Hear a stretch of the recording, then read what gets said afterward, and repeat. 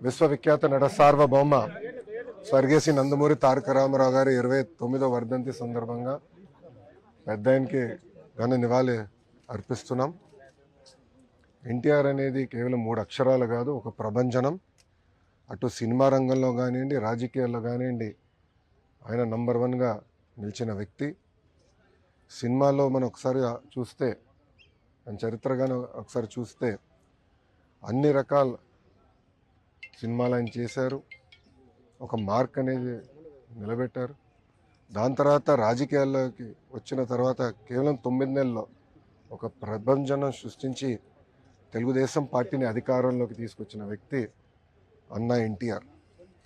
ముఖ్యమంత్రి అయిన తర్వాత కూడా రిలాక్స్ అవ్వకుండా ₹2 కిలో బియ్యం కానివ్వండి, పటేల్ పట్వారీ వ్యవస్థ రద్దు చేస్తాం కానివ్వండి, మహిళలకి ఆస్తుల్లో సమాన హక్కు కల్పిస్తాం కానివ్వండి, ఇట్లా అనేక సంస్కరణలు తీసుకొచ్చారు అన్నా ఎన్టీఆర్. అన్నా ఎన్టీఆర్ వల్లనే ఈరోజు తెలుగులో తలెత్తుకుని తిరిగే పరిస్థితి వచ్చింది. ఆనాడు భారతదేశంలో తెలుగు అంటే మెద్రాసీలు అనేవారు. కానీ తెలుగు జాతి గర్వించే విధంగా ఆయన మన గలం ఢిల్లీలో వినిపించారు. ఆనాడు ఆయన బర్తరఫ్ చేస్తే కేంద్ర ప్రభుత్వంతో పోరాడి మళ్ళీ పార్టీ అధికారంలో నిలబెట్టుకున్న వ్యక్తి అన్నా ఎన్టీఆర్.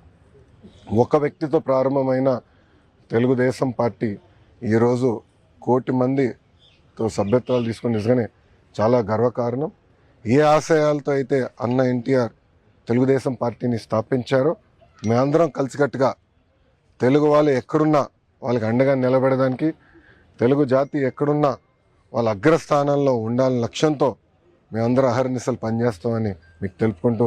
మీకు చిన్నప్పుడు ఒక మాట చెప్తూ ఉంటారంట, అంటే ప్రజల కోసం ఎలా పోరాడాలి. ఇప్పుడు అన్న ఎన్టీఆర్ గారు నాకు చిన్నప్పుడు గుర్తుంది ఒకటే, ఆయన చూస్తే భయం కలిగేది. ఎందుకంటే ఆయన ఒక పెద్ద పర్సనాలిటీ. మనవాడైనా ఆప్యాయంగా పిలిచిన ఇంట్లో మాకు చెప్పి పంపించారు, ఎవరి దగ్గర పెట్టుకో, పిచ్చి పనులు చేయొద్దని. కొంచెం అల్లరి ఎక్కువ నేను చిన్నప్పుడు. సో ఆయన చూసినప్పుడు ఎప్పుడు భయపడుతూ ఉండేవాళ్ళు. కానీ మనవడు కానీ మనవరాలు కానివ్వండి అందరిని దగ్గర తీసుకునేవారు, ప్రేమగా చూసేవారు. అప్పుడు మేము అందరం చిన్న వయసు కలిగిన వాళ్ళం.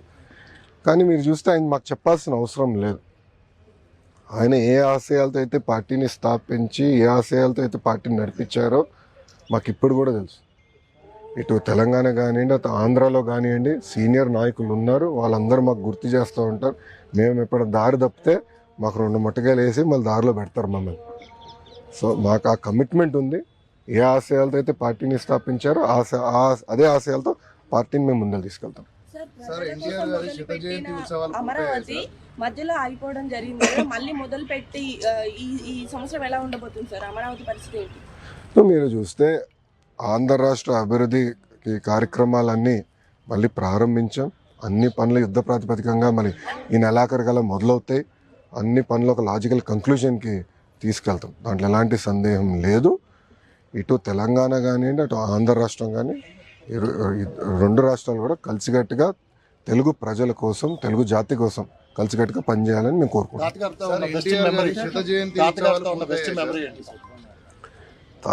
అన్నగారితో ఉన్న నాకు బెస్ట్ మెమరీ అంటే, ఒకసారి మేమందరం హ్యాబిట్స్లో ఆయన ఉన్నప్పుడు మమ్మల్ని బయటికి తీసుకెళ్ళండి అని ఆయన కోరారు. మేమందరం కోరాం, మనోడు మనవరాలు మేము ఒక 10 మంది ఉంటే మేమందరం గొడవ పెట్టి మీరు మమ్మల్ని బయటికి తీసుకెళ్ళండి. అప్పుడు ఆయన ముఖ్యమంత్రి. ఆయనకు పెద్ద బండి ఉండేది, ప్యాకర్డ్ అని, ఇప్పుడు కూడా ఉంది మా మామయ్య గారి దగ్గర.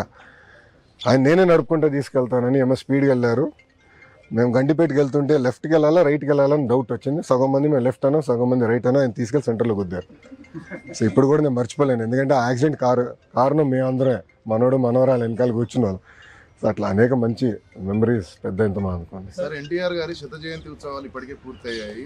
భారతరత్న డిమాండ్ అనేది అది ఇంకా అలాగే ఉంది. ఏ విధంగా ముందుకెళ్ళున్నారు సార్? ఆ డిమాండ్ ఉంది. మా జాతీయ అధ్యక్షులు వారు చంద్రబాబు నాయుడు గారు దానిపైన స్పష్టంగా ఈరోజు కూడా మాట్లాడతారు. ఆ డిమాండ్ ఉంది. మేము కేంద్ర ప్రభుత్వంతో కూడా మాట్లాడుతున్నాం. తప్పనిసరిగా అన్న ఎన్టీఆర్కి భారతరత్న ఇస్తారని మేము ఆశిస్తున్నాం. మీరు చూస్తే ఈరోజు తెలుగుదేశం పార్టీ ఎన్డీఏలో చేరిక అన్కండిషనల్. ఎన్నికల ముందలు చేరాం. మేము ఎప్పుడు కోరేది తెలుగు రాష్ట్ర ప్రజల కోసం, వాళ్ళు ఎదుర్కొన్న సమస్యల పరిష్కారం కోసం మేము అహర్నిశలు పనిచేస్తాం. దాంట్లో భాగంగా విశాఖ ఉక్కుకు వచ్చేగల ఆనాడు ఉమ్మడి రాష్ట్రం ఉన్నప్పుడు విశాఖ ఉక్కు ఆంధ్రుల హక్కు అనే ఉద్యమం జరిగింది. అందరం అంటే ఇటు తెలంగాణ కానీ అటు ఆంధ్ర రాష్ట్ర ప్రజలు కానీ కలిసికట్టుగా పోరాడి ఉక్కు ఫ్యాక్టరీ సాధించారు.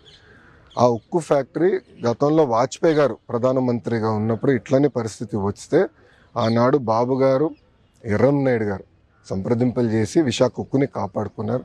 అదేవిధంగా ఇప్పుడు మళ్ళీ చంద్రబాబు నాయుడు గారు కేంద్రంలో ఉన్న నరేంద్ర మోడీ గారి నాయకత్వంతో మన నిర్మలా సీతారామన్ గారు కుమారస్వామి గారు కలిసికట్టుగా కూర్చుని విశాఖ ఉక్కుని కాపాడుకోవాలంటే వాళ్ళు అదనంగా నిధులు ఇస్తున్నారు. రాష్ట్ర ప్రభుత్వం కూడా అంటే పవర్ వాటర్ సబ్సిడీ ఇచ్చి ఉక్కు ఫ్యాక్టరీ ఎందుకంటే అది స్ట్రాటజిక్ అసెట్ భారతదేశానికే కాపాడుకోవాలి, ప్రైవేటీకరణ జరగకుండా చేయాలి అనే లక్ష్యంతో మేము మాట్లాడుకుని సంప్రదింపులు చేసాం.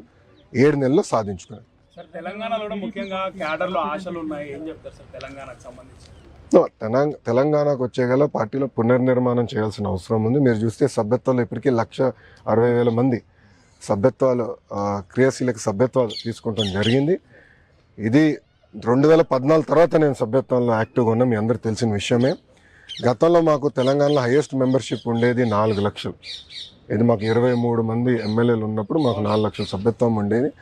అలాంటిది ఇప్పుడు ఎమ్మెల్యేలు లేకపోయినా 160,000 మంది సభ్యత్వాలు స్వచ్ఛందంగా ప్రజలే వచ్చి తీసుకున్నారంటే ఇంకా తెలుగుదేశం పార్టీ పైన తెలంగాణ ప్రజలకి ప్రేమ ఉంది, ఆశ ఉంది. పార్టీ పునర్నిర్మాణం పైన మేము అందరం చర్చిస్తున్నాం. త్వరలోనే మా భవిష్యత్ కార్యాచరణ కూడా ప్రకటిస్తాం. ఫైనల్ గా అంటే ఎన్టీ రామారావు గారు ప్రతి పేదవాడు కడుపు నిండా అన్నం తినాలి, ఆకలి ఉండకూడదు. మళ్ళీ మీరు అన్నా క్యాంటీన్ ఓపెన్ చేసి ప్రతి పేదవాడు కడుపు నిండా అనిపిస్తుంది సార్ రెస్పాన్స్ అంటే మీరు చూస్తే అన్నగారు తీసుకొచ్చిన సంస్కరణలు కేవలం ఆకలి తీర్చేదే కాదు, పక్కా గృహాలు అందించాలి, జనతా వస్త్రాలను తీసుకొచ్చారు. సో అనేక సంస్కరణలు తీసుకొచ్చారు. ఆ సంస్కరణలన్నీ మేము ముందలు తీసుకెళ్తున్నాం. చాలా దిక్కడలో కూడా ఆయన తీసుకొచ్చిన కార్యక్రమాలు చూసి ఇప్పుడు మారింది, కాలం మారింది, అవసరాలు మారినాయి. మారిన అవసరాలు పరిగణనలో తీసుకుని ఇప్పుడు కొత్త కొత్త కార్యక్రమాలు మేము ఆంధ్ర రాష్ట్రంలో అమలు చేస్తాం జరుగుతుంది. ఓకే, సంబంధించి ఆయన టీటీడీ చైర్మన్ క్షమాపణ కోరాలని చెప్పేసి పవన్ కళ్యాణ్ గారు చెప్పారు కదా, మరి అదే ఎలా ముందుకు వెళ్ళాలి సార్? అదే ఆయన వ్యక్తిగత అభిప్రాయం కదండి. It is not Telugu Desam party stand. అది మీటింగ్ డావోస్ పర్యటన అయిన తర్వాత దాని మీద స్పందిస్తాను. ఓకేనా? థ్యాంక్ యూ అమ్మా.